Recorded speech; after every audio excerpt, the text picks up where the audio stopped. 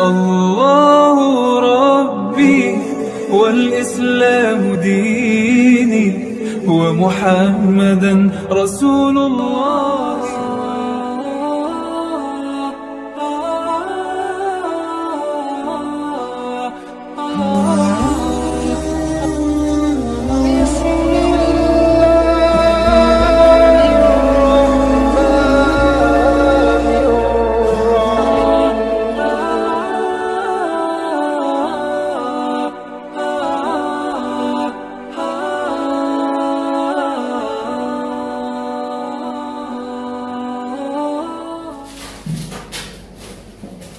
Assalamualaikum warahmatullahi wabarakatuh. Waalaikumsalam warahmatullahi wabarakatuh. Assalatu wassalamu ala asrofil anbiya'i wal mursalin wa ala alihi wa sahbihi ajma'in, amma ba'du. Pertama-tama marilah kita panjatkan puji dan syukur kita kehadirat Allah Subhanahu wa taala yang telah senantiasa melimpahkan rahmat, taufik serta hidayahnya kepada kita sekalian, sehingga pada kesempatan kali ini kita bisa bersilaturahmi untuk menuntut ilmu dari yang kita nggak tahu, jadi harapan kita bisa menjadi tahu. Banyak kita untuk menuntut ilmu, baik dari sekolah, dari madrasah, pondok pesantren, ataupun dari belajar otodidak atau belajar dengan pengalaman. Banyak yang perlu kita garis bawahi. Sewaktu kita masih kecil, kita disuruh untuk belajar menuntut ilmu. Sebenarnya apa sih belajar itu? Belajar, harapannya orang tua dari yang nggak tahu bisa menjadi tahu, dari yang nggak bisa diharapkan bisa menjadi bisa. Yang tadinya kita sehari-harinya berbuat nggak baik, diharapkan bisa menjadi baik. Banyak hal yang bisa kita pelajari dari teman, dari guru, dari ustadz, ataupun dari kita membaca buku atau belajar membaca, ya. Maka dari itu kita perlu wawasan yang banyak untuk bisa terjun di masyarakat. Kita belajar tidak cukup dengan pelajaran di sekolah. Karena di sekolah itu banyak orang setelah lulus dari sekolah, setelah lulus dari pondok pesantren, setelah lulus dari universitas, apakah semuanya itu dipakai di masyarakat? Belum tentu. Kenapa?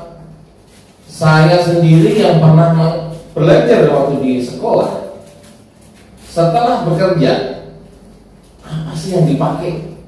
Apa sih yang kita gunakan? Ternyata nggak banyak juga yang kita pakai.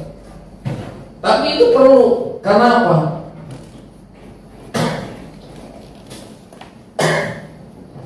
Karena kita perlu wawasan, perlu pengembelengan untuk bisa menjadi dewasa. Perlu kita belajar untuk lebih bisa mau sendiri.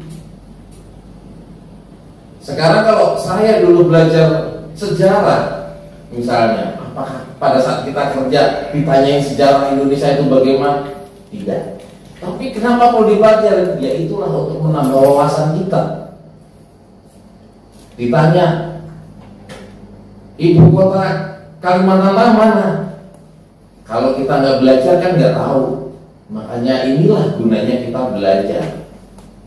Cuma kalau di definisinya itu kita dipakai atau enggak, ya belum tentu kita pakai. Tapi hal-hal semua itu kita perlu pelajari, baik itu yang sifatnya keagamaan, sosial, budaya, ataupun hal-hal yang sifatnya pengalaman. Banyak hal yang perlu kita pelajarin dari pengalaman. Contohnya saja, kita mau bikin kue, ya kan? Bikin kue itu nggak segampang kita lihat. Goreng pisang, misalnya kalau ibu-ibu ini ya, goreng pisang ada apa namanya, terigu, ada air, ada garam, ini kita aduk ya kan, dicairin, kemudian kan nggak segampang itu juga. Kalau kita yang mungkin bisa mengolahnya, kita jadi pisang goreng, pada saat kita masukin ke goreng kan juga belum tentu kita bisa. Yang gampang aja bikin Indomie. Orang kan rata-rata makan apa yang gampang ya, bikin Indomie, tinggal rebus, tinggal nih. Tapi semua itu kan perlu ilmu. Nyalain kompor bagaimana? Coba sekarang kompor sekarang ya kan nggak perlu di-stacking gitu ya. Coba kalau nggak tahu, belum tentu bisa nyalain kompor. Makanya inilah gunanya pengalaman. Kita mau naik busway, kalau yang nggak tahu mau ke Tanah Abang bagaimana? Kalau yang nggak tahu ya bisa kebablasan sampai ke Bekasi karena harus transit dulu di stasiun Duri misalnya. Nah ini kan harus belajar, meskipun itu belajar dengan sesama tetangga ataupun saudara, ataupun dari, kalau sekarang lebih canggih ya, dari Google. Bagaimana kita harus sampai ke Tanah Abang? Pasti di situ akan dijelaskan ya. Dari stasiun, kalau saya dari Tangerang, nanti transit di stasiun Duri, baru nanti kembali ke stasiun Tanah Abang. Jadi banyak hal, belajar itu luas sekali. Kita untuk mempelajari sesuatu hal itu nggak segampang kita bicara. Pada saat kita bicara gampang. Orang kalau pengen masuk surga harus beramal, harus sedekah jariah. Cuman itu ngomongnya gampang. Tapi pada saat pelaksanaannya, pada saat kita mau mengamalkannya, kita bisa ngomong, tapi nggak bisa menjalankannya.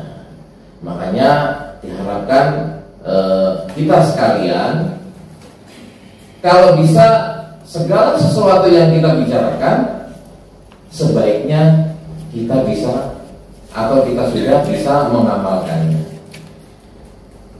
Jujur, kalau saya untuk wawasan agama, emang mohon maaf, masih mungkin kalau orang bilang masih seujung kuku. Kalau ibarat buih di pantai itu, di atas pantai, jadi kita buihnya, jadi belum ada apa-apanya. Makanya saya pribadi masih belajar sono, belajar sini, ketemu Pak Kiai untuk belajar. Makanya barangkali ini sekalian promosi bagi rekan-rekan sekalian yang pengen belajar pidato, nanti sama Pak Kiai, saya sudah mendaftar nih. Ya Pak Kiai ya, alhamdulillah Pak Kiai siap untuk mengajarinya. Kita belajar untuk pidato hari Jumat atau pidato belajar pidato khotib ya khotib. Makanya maka dari itu mari kita sama-sama belajar, mari kita mencari atau menggali ilmu agar kita bisa punya bekal untuk di kemudian hari, atau minimal kita punya anak bisa mengajarkan kepada anak-anak kita, istri-istri kita untuk bisa menjadi orang-orang atau anak-anak kita yang lebih soleh dan solehah, dan bisa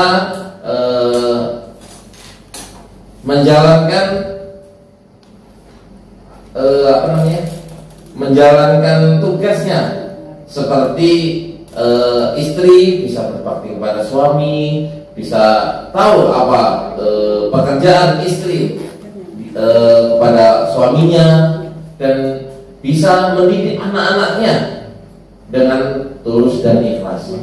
Karena segala sesuatu tanpa didasari keikhlasan dan kesabaran itu bukan apa-apa. Karena kita kalau bisa segala sesuatu kita dasarkan dengan keikhlasan, yang kita harapkan adalah ridho ilahi. Dari saya cukupkan sampai di sini. Wabillahi taufiq wal hidayah. Wassalamualaikum warahmatullahi wabarakatuh.